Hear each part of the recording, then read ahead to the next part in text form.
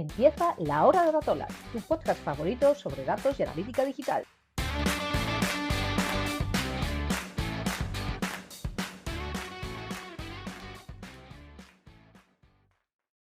Hola, bienvenidos a todos y a todas a un nuevo podcast de Datola. Hoy traemos, como siempre, un tema muy interesante y muy de actualidad, que es intentar hablar sobre cómo se unen los mundos del desarrollo de producto y los datos. Para eso tenemos con nosotros a Bryce Calvo, como siempre. Hola, Bryce, ¿qué tal? ¿Cómo estás? Hola Eva, muy bien. Surfeando la cuesta de enero, pero bien.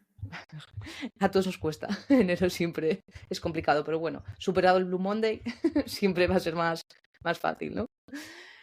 Y tenemos por otro lado con nosotros a Irene Prieto, que es Senior Product Manager en IKEA. Hola Irene, ¿qué tal? ¿Cómo estás?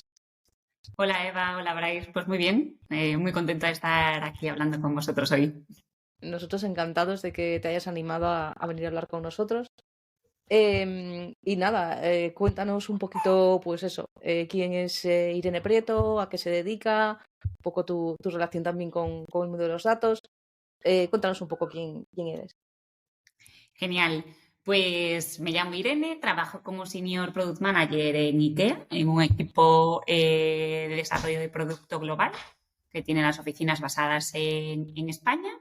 Y yo estudié Administración y Dirección de Empresas en Santiago de Compostela, y ahí empezó un poco mi relación con el mundo de los datos, en alguna asignatura que tenía por allí perdida, y empecé a trabajar justo al terminar la carrera en producto digital. Yo empecé mis prácticas en una empresa de marketing digital y a raíz de ahí pues ya salté a desarrollo de producto en otras empresas como pues startups y empresas más grandes como Rastreator, Fintonic y Idealista y finalmente ahora en IKEA. Y yo soy gallega, que me encanta decirlo. Hasta hace un año vivía en Madrid, entonces tenía como más sentido decirlo. Ahora vivo en Galicia, entonces pues ya pierdo un poco la gracia. Pero bueno, hay que traer un poco a Galicia también el desarrollo de producto digital y nuevas empresas. Y mi relación con el mundo de los datos, pues la verdad que trabajando en digital es diaria, ¿no? Porque yo trabajo creando productos digitales y es esencial tomar decisiones. La típica frase, ¿no? De tomar decisiones basadas en datos, que podemos hablar de eso en el capítulo de hoy, pues es nuestro día a día. Al final es fundamental. Sí, es lo que decimos siempre, ¿no? Va a utilizar todos esos datos para intentar tomar mejores decisiones. Cuéntanos un poco cómo utilizáis vosotros los datos para el desarrollo del producto, ¿no? Porque quizás, bueno, yo ahora estoy un poco en producto también, pero tradicionalmente los que nos dedicamos así, bueno, los que estamos aquí en Datola, Bryce y demás, pues nos dedicamos más a la medición pues de tráfico de webs y cosas así, una parte un poco más marketingiana, adquisición de tráfico, ese tipo de cosas. Sin embargo, en el desarrollo de productos quizás es un poco, bueno, distinto, ¿no? Ese uso de los datos. O sea, no tanto de dónde viene el tráfico y demás, y igual un poco más de, oye, cómo puedo mejorar estos productos, cómo puedo mejorar pues las distintas funcionalidades. ¿Cómo utilizáis vosotros los datos en el desarrollo de producto? Sí, pues mira, antes de explicaros, ¿no?, cómo lo utilizamos, dentro del producto digital o del product management trabajamos, que bueno, que seguramente la gente que nos esté escuchando ya lo sabe, pero bueno, para hacer un poco de recapitulación, en squads de trabajo, ¿no? Entonces, en esos squads estamos el rol de la product manager, que suele ser pues una persona trabajando en producto. En ingeniería suele haber pues una engineer manager gestionando al equipo y a lo mejor pues 3 o 4 desarrolladores o desarrolladores backend o frontend. Tiene que haber gente de diseño, pues diseñadores de experiencia de usuario como UX o UI, si es más de interfaz. Y la cuarta pata de estos squads de producto es la gente de data. Entonces, cuando trabajamos en digital, esta es la teoría, ¿no? Lo ideal en una empresa digital sería que hubiese squads de trabajo, unidades o células también se llaman, independientes con estas 4 divisiones o categorías, por así decirlo, ¿no?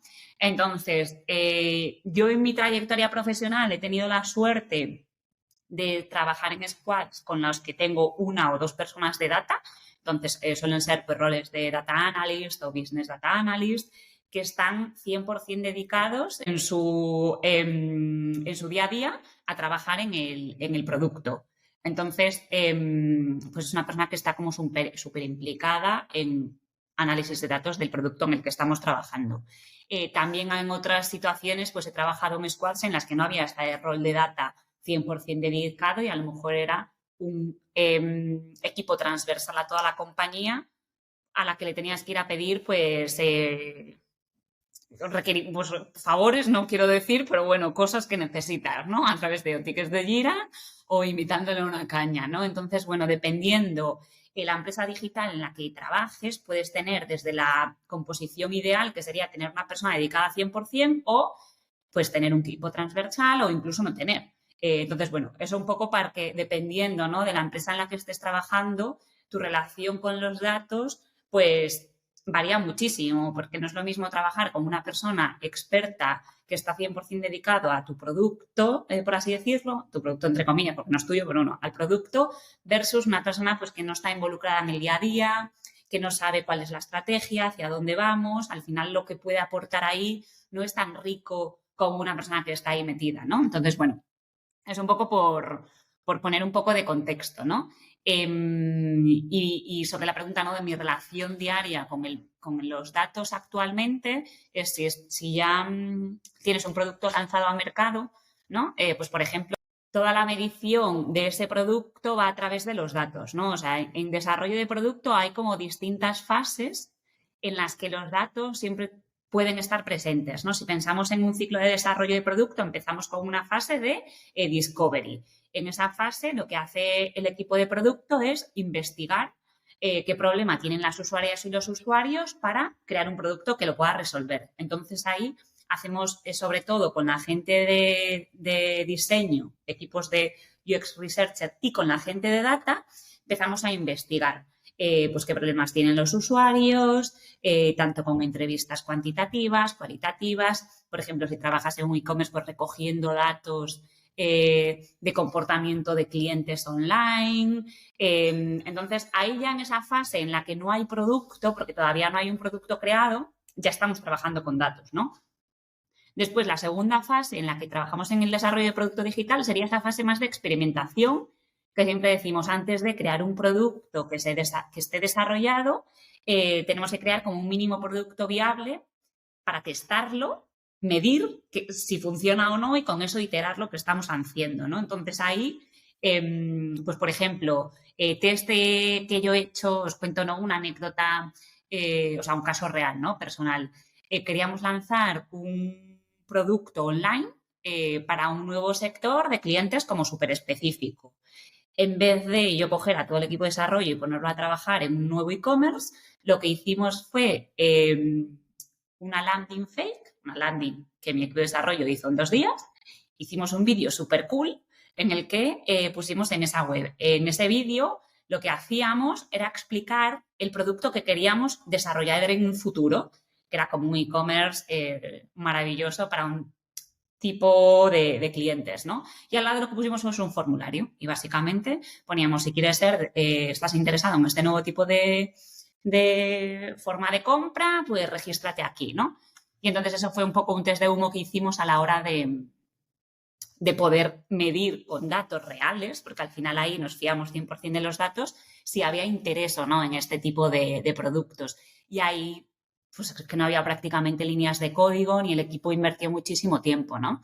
Entonces, bueno, ya os digo, en cada fase del desarrollo de producto, pues los datos están presentes y, por supuesto, en la fase de desarrollo y de lanzamiento y medición, muchísimo más. Hablando de esa fase, porque para mí el tema del formulario es muchas veces lo ideal de poder iterar rápido, de tener esa muestra previa, pero lo que realmente muchas veces sufrimos, sobre todo de empresas de medio tamaño, tampoco, no creo que sea una cuestión de tamaño, claro, para que esa landing, más allá del esfuerzo, que muchas veces siempre hacemos el foco en el esfuerzo técnico, la estrategia para que esa landing funcione también pasa por el equipo de comunicación, de marketing, de vídeo, para poder moverla muchas veces, porque a veces hay en el equipo gente que igual tiene un poder de mover el producto, que ya es un puntazo, pero otras veces necesitas pues de la estructura comunicativa de la empresa. Entonces, ahí, ¿cómo ven, en tu experiencia, ahí, cómo ven este tipo de interacción? ¿Qué experiencias tienes con este tipo de iteración más rápida, más de prueba? Vamos a testear, ¿Qué impedimentos has visto, has vivido? Sí, ahí depende mucho la empresa en la que estés, ¿no? Por ejemplo, yo cuando trabajaba en startups es muy raro que haya un impedimento de hacer esto porque es como en el día a día, ¿no? Pero en empresas más grandes, ahí yo, claro, recomendaría que depende un poco hasta qué punto tienes que pasar por comunicación. O sea, si tú quieres, puedes ponerlo en LinkedIn, un link de una web que no sea con el nombre de tu empresa y captar clientes interesados.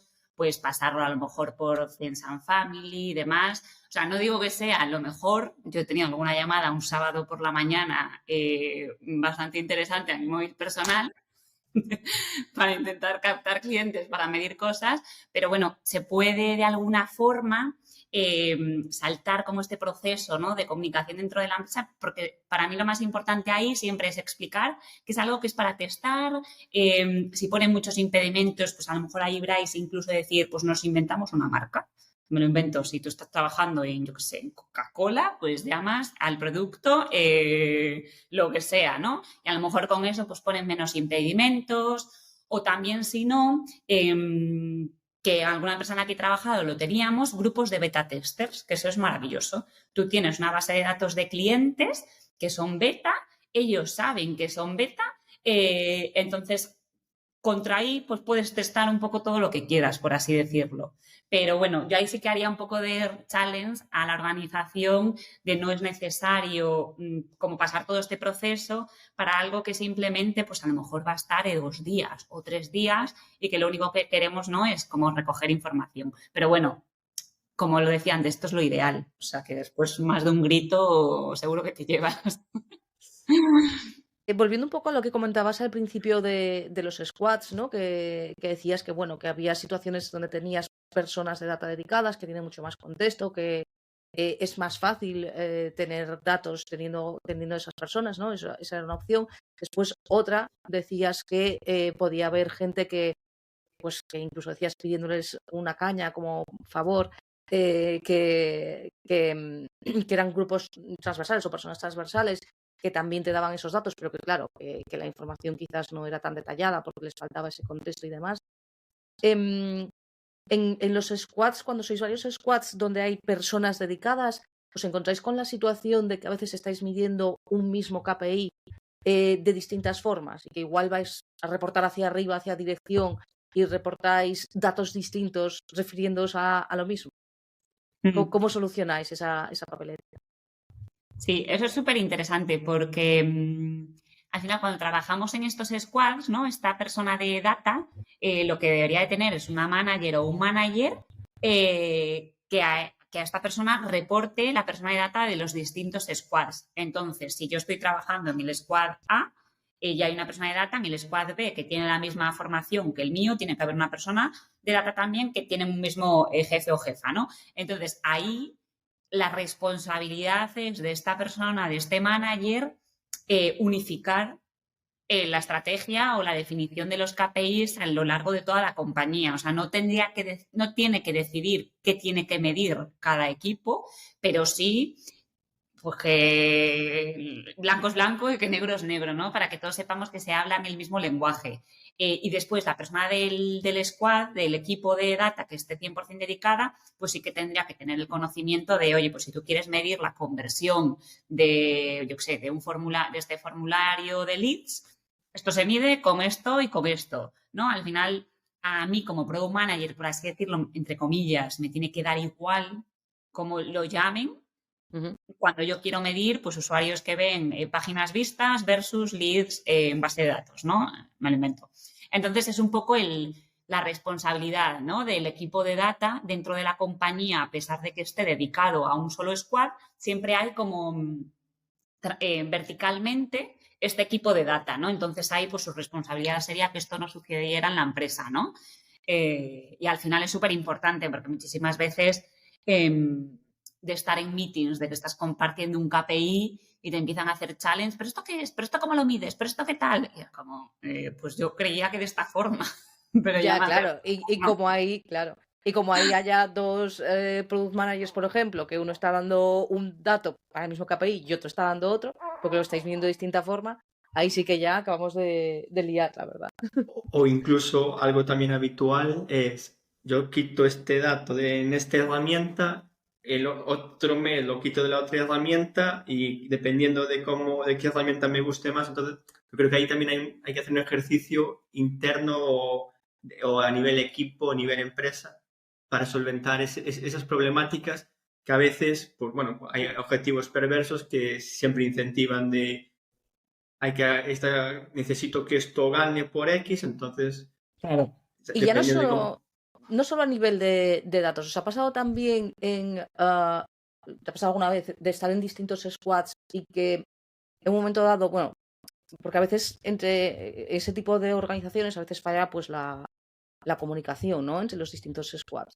Entonces, ¿os ha pasado alguna vez de que estáis desarrollando algo, que empezáis a desarrollar algo y de repente os dais cuenta de que el squad de al lado está desarrollando una misma solución? O una solución contraria, que a veces también pasa. Una solución que va justo, que se trata de lo contrario a lo que tú estás intentando desarrollar en tu squad. A ver, a mí eso nunca me ha pasado y espero no estar nunca en una empresa que me pase eso, porque habría un problema muy grave de dirección, ¿no? Sí. Como yo siempre, o como a mí creo que es la forma correcta de trabajar, es que tiene que haber una estrategia de empresa que sea, me lo invento, pues yo qué sé, lanzar en X mercados el siguiente año, facturar X millones, lo que sea. Y después esa estrategia de empresa, cada uno de los equipos tiene que crear su estrategia de producto que alimente a esa estrategia de empresa, ¿no?, que esté guiada por esa estrategia un poco superior. Entonces, si tu objetivo de estrategia de empresa es, yo qué sé, me estoy inventando todo, facturar 10 millones el año que viene, pues chico, no te pongas a hacer en tu producto que he tenido una idea nueva maravillosa de un nuevo modelo de negocio que no está validado. Pues no estaría alineado, ¿no? Claro, claro. Entonces, ahí sí que recomendaría que siempre tienes que ver un poco qué es lo que está haciendo en la estrategia de la empresa para crear tu estrategia de producto y hablar mucho, ¿no?, como tú decías, Eva, con otros squads para no estar haciendo lo mismo o lo contrario, ¿no?, que sería todavía peor. Sería peor todavía, sí. Porque lo mismo Aquí, todavía lo fusionas, igual incluso hay buenas ideas en los dos lados y creas algo mucho mejor. Pero ya si estás tirando hacia lo contrario, ya. aquí, por ejemplo, puedo decir ahora mismo, estoy viendo algo así, en el sentido de que al final hay una estrategia de empresa, pero digamos, cada squad o cada departamento también tiene su propia estrategia o sus propios objetivos. Entonces, hay problemas porque la estrategia para conseguir X puede penalizar la estrategia de otro squad. Entonces, lidiar con eso era también una pregunta de muchas veces para sacar un producto, una funcionalidad, más bien una funcionalidad que puede penalizar o no penalizar, pero hace falta como hacer una pedagogía o evangelizar primero a los otros squads, mire, vamos a sacar esto, ¿cómo lo veis? Para que te vayan comprando la idea, porque después, aunque tengas datos, como ellos crean que eso le va a penalizar por X motivos, da igual que enseñes estos datos, salvo que tú tengas más autoridad, entonces da igual también los datos, pero no valen los datos. Entonces hay que como hacer el ejercicio previo de, tenemos esta idea, que te la compren para que entre todos ir en el mismo barco, porque si no al final te pueden penalizar la idea simplemente porque ven una amenaza para su estrategia a nivel squad o a nivel... Y es algo que a día de hoy estoy sufriendo. Entonces, igual la próxima vez mi idea es que intentar primero, antes de llevar algo a la práctica, que más gente implicada, la gente que puede estar implicada, que lo evangelizar, hacer un poco de evangelización antes de salir, porque aunque salgas y los resultados son buenos, porque lo estaban siendo en general, se va a echar abajo el tema. Ahí yo, mi experiencia, si un squad está trabajando en algo que puede ser perjudicial para el otro y el otro no lo quiere o demás, no sé este caso en concreto, pero bueno, mi punto de vista sería que a una capa superior, ya sea director de producto, de ingeniería o quien sea, no está haciendo bien su trabajo. Porque no puedes tener equipos trabajando en algo que se pelean entre ellos, ¿no? Yo en un caso recuerdo que estaba en una empresa que además teníamos, que duró bastante poco, beneficios y alcanzabas tus objetivos. Entonces, voy yo a dedicar trabajo para el equipo de al lado cuando esto supone que más dinero se ingresa en mi cuenta. O sea, este tipo de formas de trabajo, al final creo que a una capa superior, que son roles muy complejos, que tienes que alinear muchas cosas, pues es fundamental, ¿no? Porque si no, cada uno pues tira para un lado. Claro, yo creo que ahí sí, totalmente. Las capas de arriba son las que tienen que ir marcando muy bien cuáles son esas directrices, esas estrategias de empresa globales que tú decías antes y ver lo que están haciendo todos los squads para verificar que efectivamente todos están arrimando el hombro para esa estrategia. Lo que pasa es que a veces es lo que comentas, ¿no? Si tienes un beneficio propio, pero claro, ese beneficio también lo debería de marcar esa capa superior. Con lo Incluso cual, a nivel comunicativo, las estrategias muchas veces no llegan, no se transmiten bien. Entonces, ahí suele denotar pues, lo que comentamos, ciertos fallos a nivel pues, de las capas superiores que no están haciendo bien su trabajo. Pero creo que es algo bastante habitual en el sentido de que esas estrategias muchas veces el propio squad desconoce la estrategia global de la compañía. Eso es un problema, pero es un problema que ocurre de forma más habitual de lo que debería de ser. Totalmente, sí, sí. Y por mucho que a lo mejor estés teniendo eventos mensuales de comunicar al resto del equipo lo que estás haciendo y demás, es muy difícil que la gente escuche y sobre todo interiorice, ¿no? Más que escuchar. Pero sí, es un reto. La verdad que para mí es uno de los retos más grandes también trabajando en producto. Y antes nos hablabas un poco de esas fases del desarrollo de producto, ¿no? Del discovery, de hacer un mínimo producto viable, después ya el desarrollo, lanzamiento y demás, ¿no? Y cómo los datos van en cada uno de ellos. Hay muchas diferencias en estas fases entre un producto totalmente nuevo y un producto sobre el que estás iterando y digamos, sobre el que ya tienes ese mínimo producto viable o esa primera versión y que estás mejorando. O sea, hacéis distintas dinámicas para el desarrollo, para ver hacia dónde tiráis. ¿Cómo se abordan? ¿Qué diferencias hay entre una cosa y otra? Sí, totalmente. Sobre todo la primera es poder trabajar con incertidumbre, ¿no? Imagínate que estás trabajando yo qué sé, en la página de resultados de Amazon, que es un producto que ya existe, que funciona a la perfección, o que trabajas en esa misma empresa, pero que quieres lanzar un e-commerce, un invento de plantas, no tengo ni idea. Es no más complejo, no quiero decir más complejo, pero bueno, te tiene que gustar más trabajar con la incertidumbre cuando no existe ese producto en el mercado o todavía no lo has lanzado, ¿no? Porque vas un poco a ciegas y a veces que tienes que como un poco tirarte al vacío, evidentemente basándote en los datos, en lo que te dicen las usuarias y los usuarios, pero al final es como tienes que avanzar. Entonces, para mí esa sería la principal diferencia. Y después en el sentido que tiene más riesgo el no tener un producto decidido porque no tienes ese product market fit en el que dices, vale, yo vendo plantas online, la gente me compra plantas online y genero dinero. Tú esto no lo sabes porque todavía no has podido lanzarlo. Entonces, eso que se llama el product market fit en un producto que ya existe y que ya funciona, ya lo tienes. Pero hay otro tipo de iteraciones, pues mejorar la conversión en el carrito de compra, mejorar el tiempo de carga de no sé qué, aumentar el ticket medio de la gente. O sea, hay como otro tipo de mejoras de un producto que ya existe o que ya es maduro versus el que empiezas desde cero. A mí personalmente me parece más divertido empezar desde cero y yo siempre, prácticamente me he dedicado siempre a empezar desde cero. Entiendo que hay, perdón, que entiendo que hay esas fases de discovery y ese MVP, lo que hablabas antes, por ejemplo, de hacer esa landing para ver hasta qué punto, un formulario para ver hasta qué punto tiene interés la gente y demás, cobra muchísimo más, mucha más importancia, ¿no? Que en un producto donde ya estás iterando sobre él, ¿no? Que ahí esas fases me imagino que serán clave.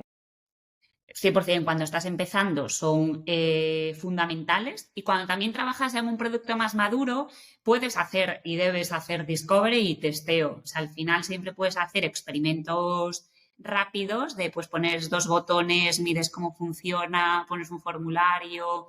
Yo siempre invito, aunque sea una funcionalidad muy pequeña, muy pequeña, una Sí, funcionalidad no un producto, tener algún dato antes o una entrevista o 2 para poder corroborar que vas en el camino correcto. Pero sin duda, cuando vas desde cero a ciegas, es básico, fundamental, y vamos, el día a día. Pasas muchísimo tiempo en esa fase.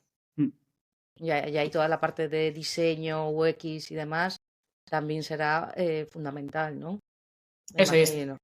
Sí, ahí hacemos, por un lado, se empieza con una parte de discovery, de entrevistas pues a usuarias y usuarios para ver qué les gusta, qué no, por supuesto, coger datos. Se hacen unos prototipos en Figma, lo más normal, y ahí también entran datos, ¿no? Con esos prototipos en Figma que no has desarrollado nada, pues te vas a clientes reales, cómo navegan con ellos, dónde clican, dónde no clican, entonces para poder iterarlos, y a la vez eso siempre lo juntas con entrevistas cualitativas, ¿no? Entonces siempre quanti-quali para poder tomar de mejores decisiones. Claro, entonces ahí en toda esa parte ya de diseño ya utilizáis un montón los datos, ¿no? Con esas entrevistas a clientes y demás para mejorar los propios diseños antes de llevarlo al desarrollo, ¿no? Que el desarrollo al final Eso es. pues es un poco más caro, entiendo, ¿no? ¿Alguna vez, bueno, no sé, te pasó, es algo habitual en el gremio de que te toque, pues, iterar o partir de cero con un producto en el que no crees? Muy Uf, buena pregunta. qué buena pregunta.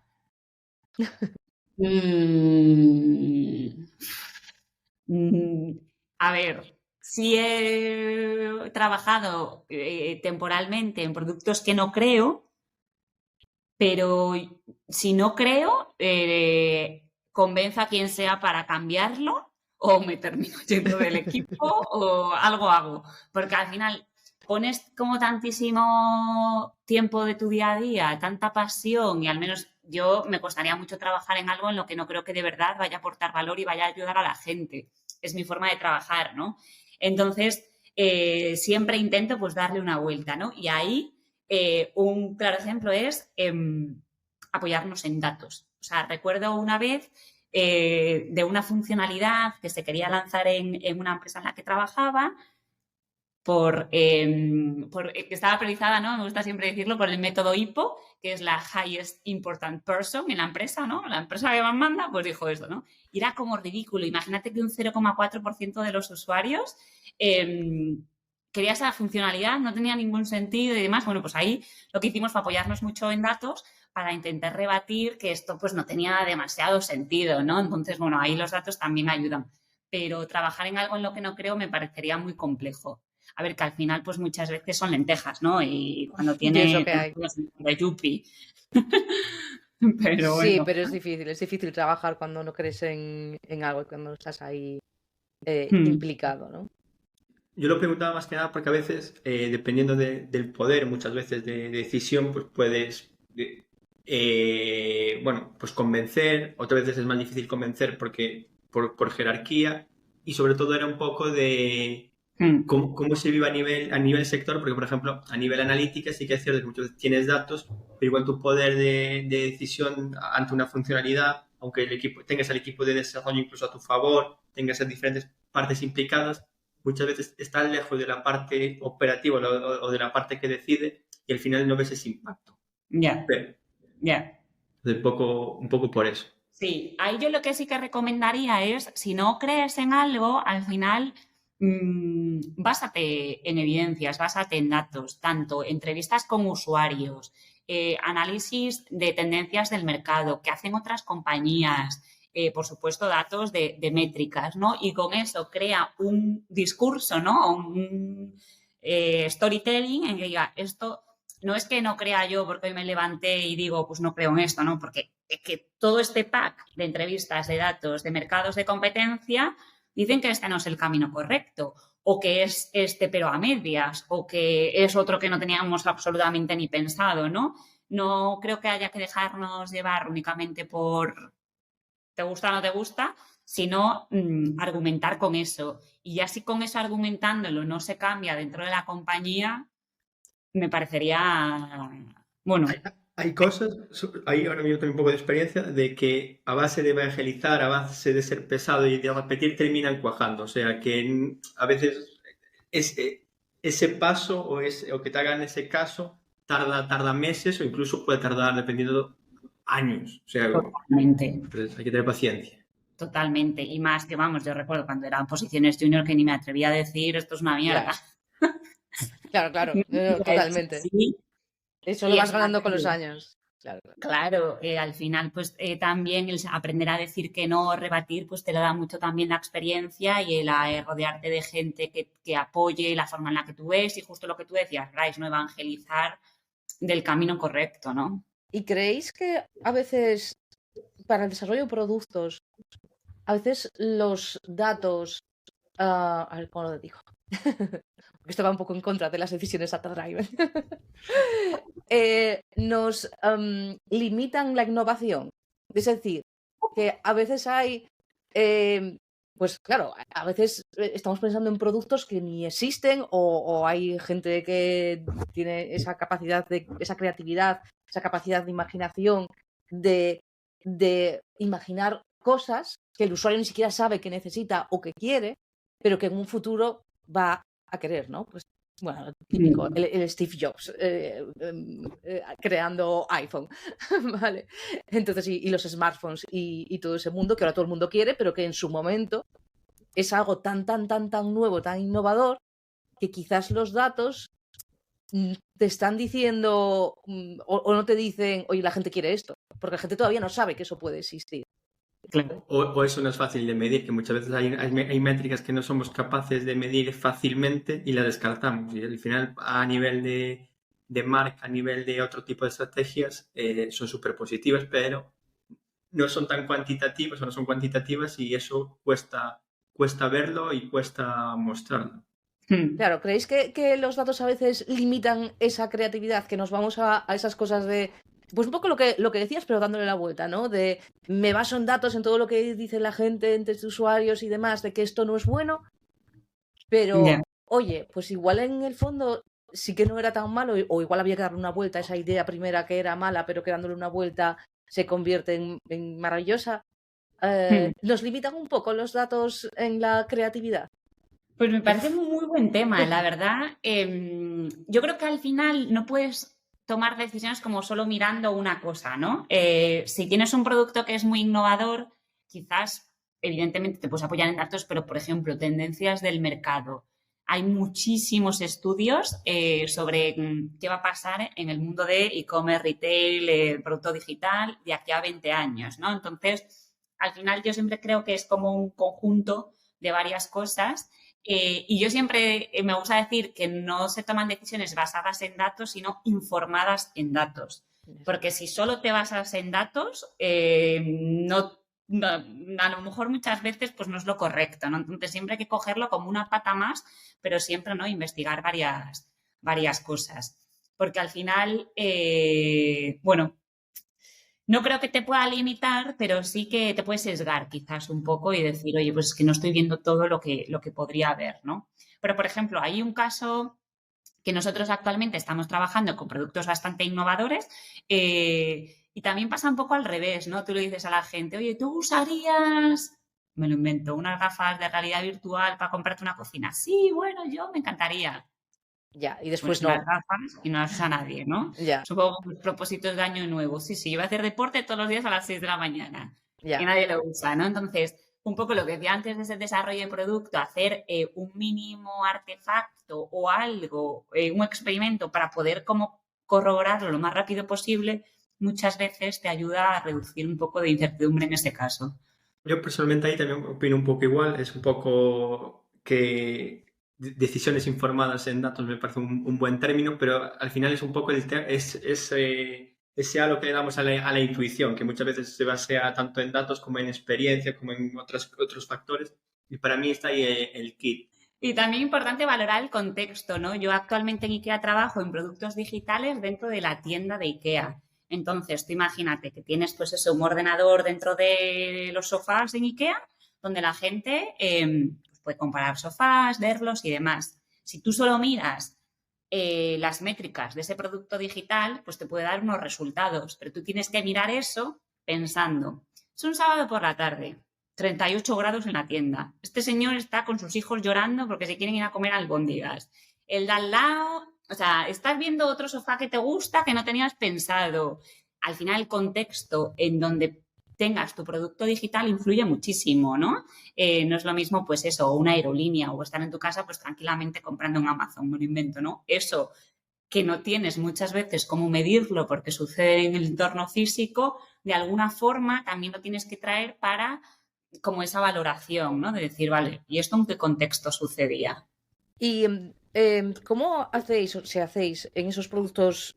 Bueno, es que claro, no sé hasta qué punto, siendo dentro de tienda física, se puede hacer personalización. Es decir, porque claro, si estás desde tu app, ¿no? Con tu móvil, con lo que sea, donde ya has identificado más o menos al usuario, sabes lo que le gusta, lo que no le gusta y demás, pues ahí entiendo que es, bueno, relativamente sencillo, dentro de que ya lo hemos dicho muchas veces en Datola, sencillo no es el llegar a la personalización y sobre todo ahora con todos los temas de privacidad y demás.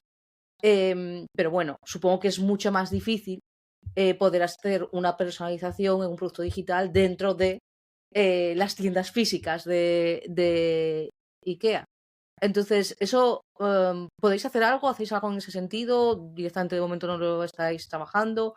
O yo qué sé, o igual preguntáis ciertas cosas al que se pone allí al cliente y le decís, oye, ¿qué tipo de muebles te gusta? ¿O cómo es tu casa? ¿O cuántos metros cuadrados tiene tu cocina? No sé, ¿hacéis algo de ese estilo?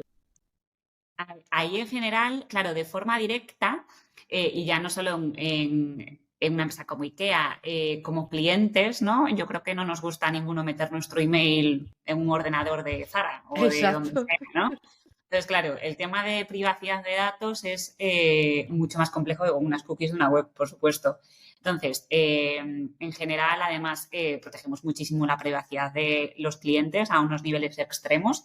Entonces, no te sabría decir, de todos los productos que hay en una tienda de IKEA, pero yo creo que no se debe de loguear ningún usuario. De los que nosotros, vamos, yo estoy pensando como yo clienta entrando en una tienda, ¿no?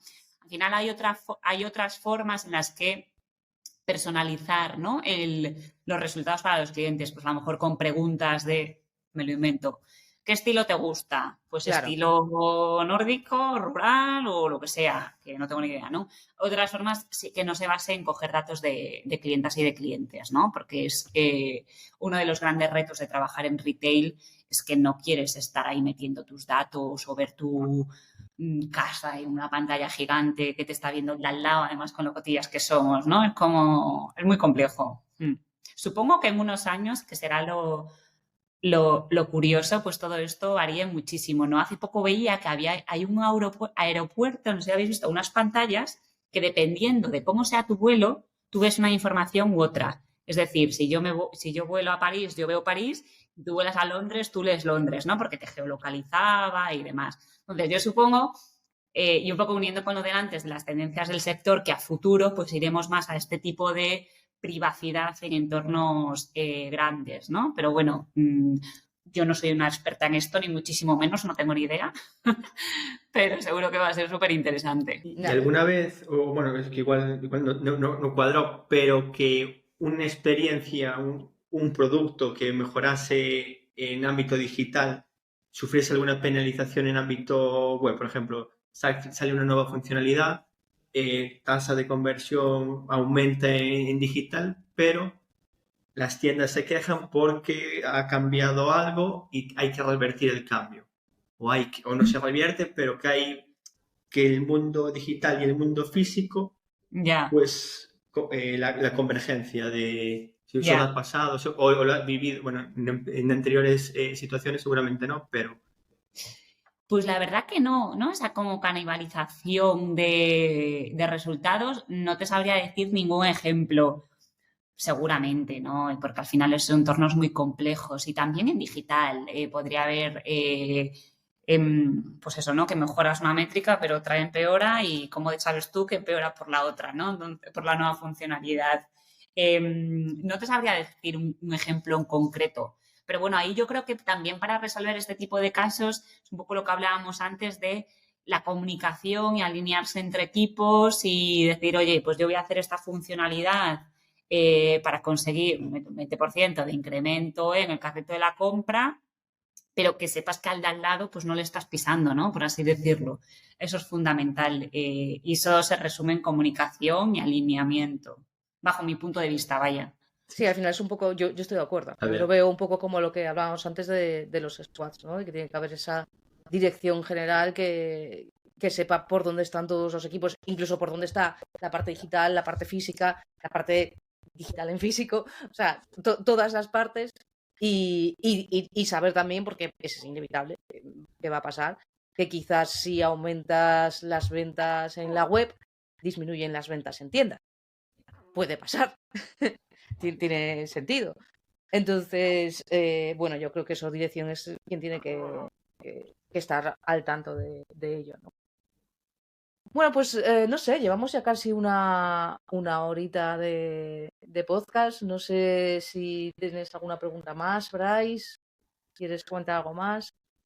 O tú, Irene, si no, quieres comentar alguna cosilla o contarnos alguna, ¿se te viene a la mente alguna anécdota o algo así interesante que quieras compartir con nosotros?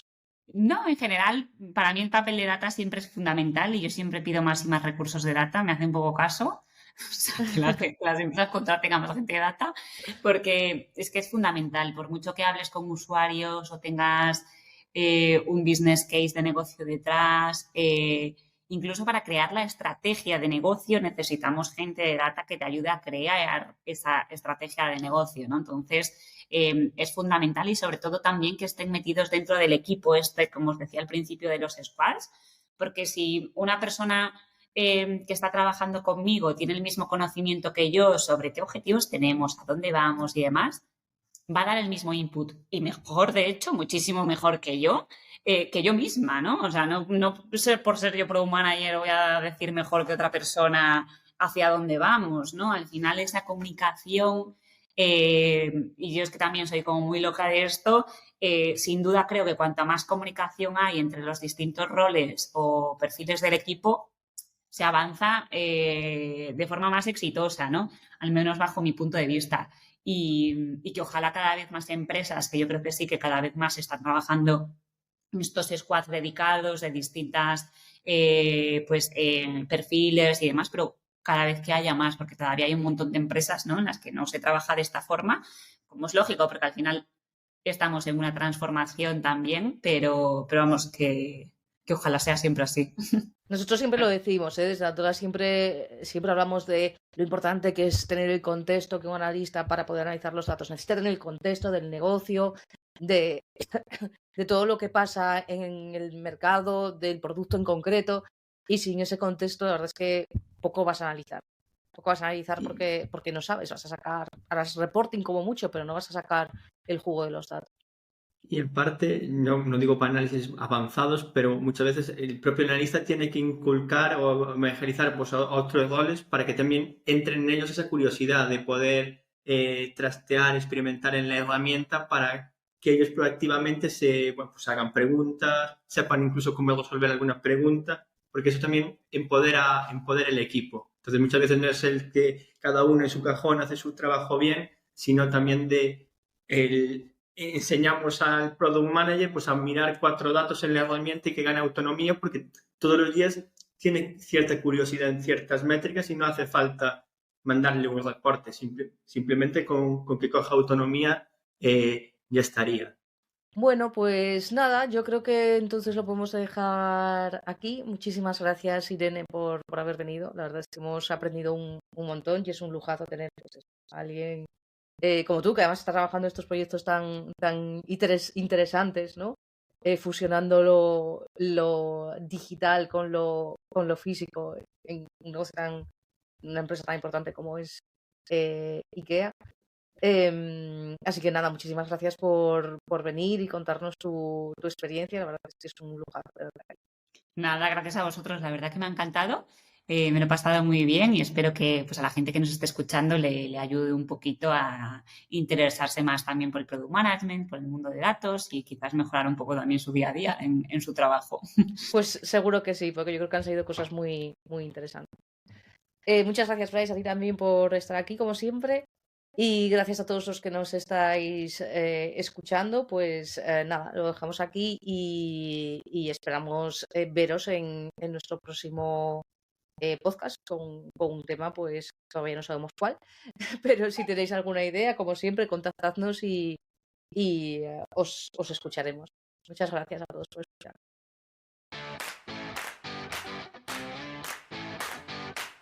Únete a la comunidad en datola.es y si quieres participar activamente, envíanos un email con tu idea a info@datola.es.